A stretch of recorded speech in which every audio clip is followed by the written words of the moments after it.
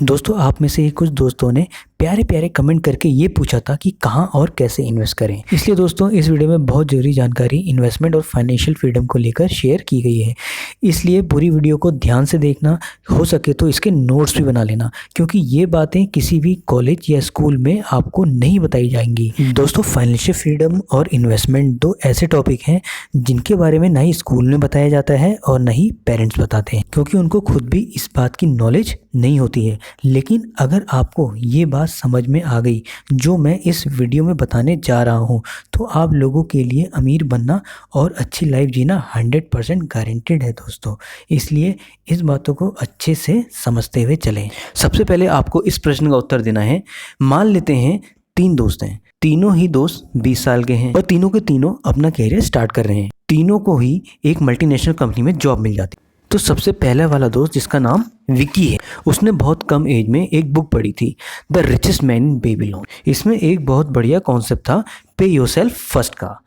इस कॉन्सेप्ट में ऑथर ने ये सजेस्ट किया है कि अगर आपको सही में अमीर बनना है तो सबसे पहले आपको अपने आप को पे करना पड़ेगा। मतलब जैसे ही सैलरी आपको मिल जाए तो शॉपिंग या नीड्स पर खर्च करने से पहले, इन शॉर्ट दूसरों को देने से पहले, उसका कुछ पोर्शन आपको अपने लिए रखना है, जिससे आप अपने फ्यूचर में इन्वेस्ट कर सकें। इस लेसन से विकी काफ़ी प्रभावित हुआ और उसने इसे काफ़ी सीरियसली फॉलो भी किया। मेरे प्यारे दोस्तों, विक्की इस रैट रेस से यानी कि जॉब से जल्दी ही बाहर निकलना चाहता था और जल्दी ही फाइनेंशियली फ्री भी होना चाहता था। इसके लिए उसने इंडेक्स फंड में यानी SIP फिक्स कर दी। अगर आप SIP और इंडेक्स फंड से रिलेटेड पूरी जानकारी जानना चाहते हैं तो नीचे कमेंट करें, यानी कि चैट सेक्शन में, जिससे मैं आपको अच्छी से अच्छी जानकारी दे पाऊँ इंडेक्स फंड और SIP को लेकर, जिससे आपको ये पता चल जाएगा कि आखिर विक्की ने इंडेक्स फंड में इन्वेस्ट करना क्यों चुना। SIP का मतलब होता है सिस्टमेटिक इन्वेस्टमेंट प्लान, जिसमें उसकी सैलरी से ऑटोमेटिकली 20,000 रुपये इन्वेस्ट हो रहे थे, जैसा कि उसने प्लान किया था। अब उसे स्टार्टिंग में ये 20,000 रुपये देना काफ़ी भारी पड़ रहा था, क्योंकि उसकी सैलरी का मैक्सिमम पार्ट SIP में जा रहा था। लेकिन जब उसे पे योर सेल्फ का कॉन्सेप्ट याद आता था तो उसे काफ़ी मोटिवेशन मिलता था और उसको ये भी पता था कि SIP कोई EMI की तरह नहीं होती है जो कि कंपलसरी है। सपोज़ कभी मेडिकल इमरजेंसी आ जाती है तो SIP को वो कभी भी स्टॉप कर सकता था, और वो भी बिना किसी पेनल्टी को देकर। तो यही रीज़न था जो वो बिना टेंशन के SIP कर रहा था, और इसी के साथ वो अपनी जॉब में भी काफ़ी फोकस रहता था। और जब आगे चलकर उसकी सैलरी बढ़ी तो आगे चलकर वो अपनी लाइफ को कंफर्टेबली जीने लगा, और इसी के साथ उसने कभी भी अपनी SIP को स्टॉप नहीं किया दोस्तों, और वो अपनी फाइनेंशियल जर्नी को पूरे 20s में कंटिन्यू करता चला गया।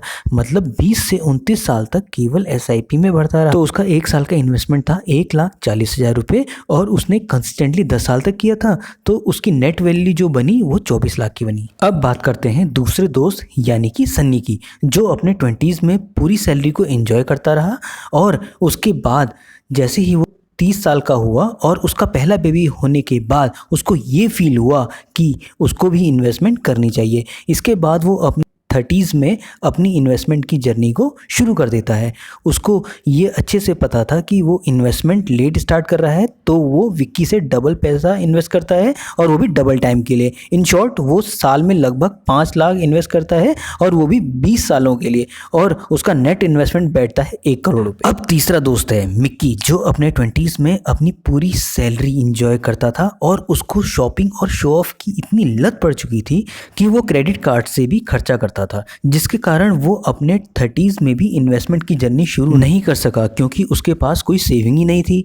लेकिन फाइनली उसके ये अच्छे से समझ आ चुका था कि इन्वेस्टमेंट कितनी ज़रूरी चीज़ है और रिटायरमेंट के बारे में सोचना कितना ज़रूरी है, क्योंकि उसको ये पता है कि ओल्ड एज में वो काम नहीं कर सकता। तो ये सभी बातों को सोचकर वो 40s में अपने खर्चों को पूरी तरह से कंट्रोल करके बिल्कुल फोकस होकर इन्वेस्टमेंट की जर्नी स्टार्ट कर देता है, क्योंकि उसकी सैलरी काफ़ी अच्छी थी और अब वो शो ऑफ भी छोड़ चुका था। तो तो वो सन्नी से भी ज़्यादा इन्वेस्टमेंट करता है। वो साल के 5 लाख रुपए 10 सालों के लिए इन्वेस्ट करता है और उसका टोटल इन्वेस्टमेंट अमाउंट बैठता है 2 करोड़ रुपीस। चलिए दोस्तों आगे देखते हैं सबसे ज़्यादा बेनिफिट कौन लेता है इन्वेस्टमेंट। तो अब यहाँ मज़ेदार सीन ये है दोस्तों कि तीनों दोस्त एक ही जगह इन्वेस्ट करते हैं इंडेक्स फंड में और तीनों को 15% कंपाउंडेड ईयरली रिटर्न मिलता है। और उसके बाद जब तीनों 50 साल के हो जाते हैं तो सनी के बर्थडे पार्टी में मिलते हैं। अब आप क्या मुझे ये बता सकते हो कि किसके पास कितना पैसा होगा और तीनों में सबसे ज़्यादा अमीर कौन होगा? चलिए देखते हैं उनके इन्वेस्टमेंट के रिजल्ट को। सबसे पहले मिक्की, जिसने सबसे लेट शुरू किया था और सबसे ज़्यादा अमाउंट इन्वेस्ट किया था। उसकी ग्रॉस टोटल वेल्थ होती है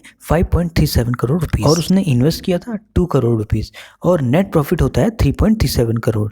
चलिए अब बात करते हैं सनी की, जिसका टोटल इन्वेस्टमेंट है 1 करोड़ रुपीस का और उसकी टोटल वेल्थ बन जाती है 6.67 करोड़ रुपीस और टोटल प्रॉफिट बैठता है 5.7 करोड़ रुपीस का। और वहीं विक्की, जिसने सबसे कम इन्वेस्ट किया था वो भी सिर्फ 10 सालों के लिए, उसकी टोटल वेल्थ हो जाती है 10.5 करोड़, जिसकी इन्वेस्टमेंट अमाउंट थी 24 लाख रुपीस और टोटल प्रॉफिट 10.26 करोड़ का। मुझे पता है आप लोगों को ये काफ़ी शॉकिंग लग रहा होगा, लेकिन दोस्तों ये पावर है कंपाउंडिंग की। लेकिन दोस्तों विक्की की स्टोरी यहाँ पे नहीं रुकती, क्योंकि वो 30 साल की उम्र में ही फाइनेंशियली फ्री हो गया था। उसने अपना सारा पैसा इंडेक्स फंड से निकालकर स्टॉक मार्केट में इन्वेस्ट कर दिया था, क्योंकि काफ़ी टाइम से वो फाइनेंशियल नॉलेज ले रहा था तो उसकी नॉलेज काफ़ी इम्प्रूव हो गई थी और स्टॉक मार्केट से उसे 18% कंपाउंडेड ईयरली का रिटर्न मिल गया, जो कि स्टॉक मार्केट से आसानी से मिल जाता है। और उसके बाद उसकी एक्चुअल वेल्थ 10 करोड़ ना रहकर 18 करोड़ हो जाती है। अगर आप ध्यान से सोचें, इतना अमाउंट उसने केवल 24 लाख रुपए से ही क्रिएट किया था। और इतना ही नहीं, उसे अपने पोर्टफोलियो से 1.5% का डिविडेंड भी मिलता था, जो कि साल का होता है 27 लाख रुपए, जिससे उसकी लाइफ बहुत बढ़िया स्पेंड हो रही थी। जबकि बाकी दोनों दोस्तों को अपने खर्चे के लिए अपने पैसों को विड्रॉ करना पड़ता था। लेकिन विक्की की वेल्थ जरा सी भी टच नहीं होती थी, इससे उसका पोर्टफोलियो और भी ज़्यादा ग्रो होता है। अब दोस्तों इस सिंपल स्टोरी से हमें बहुत कुछ सीखने को मिलता है। सबसे पहले तो ये है कि हमें ज़िंदगी केवल एक बार ही मिलती है, इसलिए जब जागो तब सवेरा। लेकिन ये भी तो सोचिए कि आप डाई होने तक क्या काम करते रहेंगे। ये हम सब जानते हैं कि इनकम टेम्पररी होती है और हम ओल्ड एज में तो काम नहीं कर सकते ना, लेकिन खर्चे तो होंगे ही। तो फिर ये खर्चे कैसे पूरे होंगे, इसके लिए हमें शुरुआत से ही सोचने की ज़रूरत है। अब दोस्तों मैं ये नहीं कह रहा हूँ कि आप सब लोग खर्चे मत करो, लेकिन इस स्टोरी में मैं बस इतना समझाना चाहता हूँ कि आप लोगों का जो 20s का टाइम होता है वो बहुत ज़्यादा इंपॉर्टेंट होता है, क्योंकि इन्वेस्टिंग में सबसे ज़्यादा ज़रूरी चीज़ होती है वो होती है कंपाउंडिंग। और कंपाउंडिंग में जो सबसे ज़्यादा इंपॉर्टेंट चीज़ होती है वो होता है टाइम। इसलिए बड़े बड़े फाइनेंस एडवाइज़र भी कहते हैं जितना जल्दी स्टार्ट करें उतना ही अच्छा है, क्योंकि जैसे ही पैसों की वैल्यू होती है वैसे ही टाइम की वैल्यू भी होती है। और दोस्तों ट्रस्ट मी, जब आप इन चीज़ों को समझ जाओगे तो बाकी लोगों से काफ़ी ज़्यादा आगे निकल जाओगे, क्योंकि टाइम के साथ साथ आपके पैसे भी कंपाउंड होते हैं, नॉलेज भी कंपाउंड होती है, कॉन्फिडेंस भी कंपाउंड होता है, इसी के साथ ब्रेन पावर भी कंपाउंड होती है। जब आप ये सब समझकर अपनी लाइफ में आगे निकल जाते हैं तो बाकी लोग आपसे पीछे रह जाते हैं। दोस्तों जो भी बातें आज मैंने इस वीडियो के माध्यम से बताई वो ना ही आपको स्कूल में सिखाई जाती हैं और ना ही हमारे पेरेंट्स हमें बताते हैं, क्योंकि उनको खुद भी इसके बारे में कोई नॉलेज नहीं होती है। दूसरा इंपॉर्टेंट लेसन हमें ये सीखने को मिलता है कि यदि अगर किसी स्टॉक से हम बहुत जल्दी प्रॉफिट कमा रहे हैं, सपोज करें 50% से 100% का भी हमें रिटर्न मिल जाए, यदि हमारा पैसा हम डबल भी कर लेते हैं तो भी हम उससे अमीर नहीं बन सकते, क्योंकि अगर आपने 2 लाख इन्वेस्ट किया और वो 4 लाख में ग्रो भी हो जाएगा तो क्या आप इस अमाउंट से फाइनेंशियली फ्री हो जाएंगे और क्या आप इतने अमाउंट से अपनी जॉब को छोड़ पाएंगे? चलिए इसे थोड़ा और समझते हैं। अब आप ये सोच रहे होंगे कि जब हमारे पास ज़्यादा पैसा नहीं, उतना कॉन्फिडेंस नहीं है, नॉलेज नहीं है, तो हम क्या करें? तो दोस्तों अब हम आ रहे हैं इस वीडियो के बहुत इम्पॉर्टेंट पार्ट में, जो ये है कि जब आप इन्वेस्टमेंट शुरू करते हैं अपने 20s में तो आपका पोर्टफोलियो कितना रिटर्न दे रहा है वो मैटर नहीं करता है, आपका लर्निंग का ग्राफ कितना बढ़ रहा है वो मैटर करता है। क्योंकि जितनी स्पीड से आप अपने 20s में जितनी नई चीज़ें सीख सकते हैं उतना आप 30s और 40s में नहीं सीख सकते। और आपके फ्यूचर के लिए टाइमलेस एडवाइस भी देना चाहता हूँ कि फ्यूचर में आप देखोगे कि आपके पोर्टफोलियो में एक दिन में जितने रुपए फ्लक्चुएट होते हैं उतना आप एक टाइम में पूरे साल में सेव करके इन्वेस्ट करते थे। और ये कंपाउंडिंग का बहुत बड़ा मैजिक है दोस्तों, जो कि ऐसे ही काम करेगा, जो कि 90% लोगों की समझ में नहीं आता। तो इसलिए दोस्तों फाइनेंशियली फ्री होने से पहले आपको मेंटली इंडिपेंडेंट होना पड़ेगा, क्योंकि जिनके पास ज़्यादा पैसा नहीं होता है उनको गरीबी का डर होता है, फ्यूचर में पैसा कहाँ से आएगा। और जिनके पास ज़्यादा पैसा होता है उनको पैसा ख़त्म होने का डर होता है। तो दोस्तों आज की इस वीडियो में हमने सीखा कि 20s में आपको अपनी लाइफ को कैसे प्लान करना है और कैसे ग्रो करना है। और अगर आपको ये सीखना है कि स्टॉक मार्केट कैसे काम करता है या फिर इंडेक्स फंड के बारे में जानना हो, तो ज़्यादा से ज़्यादा चैट सेक्शन में कमेंट करें, जिससे मैं आपके लिए एक बेहतरीन वीडियो ला पाऊँ।